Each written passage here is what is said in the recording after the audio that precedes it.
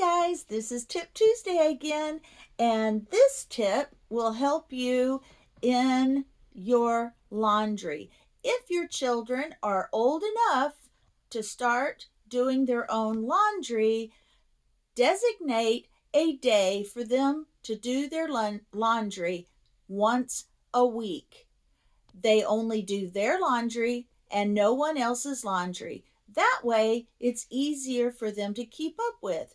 Even if they wear 5 pants and 5 tops, they only have 5 pants and 5 tops to wash per week and fold per week. But if you have little bitties, I would do the same thing if you're the one washing laundry.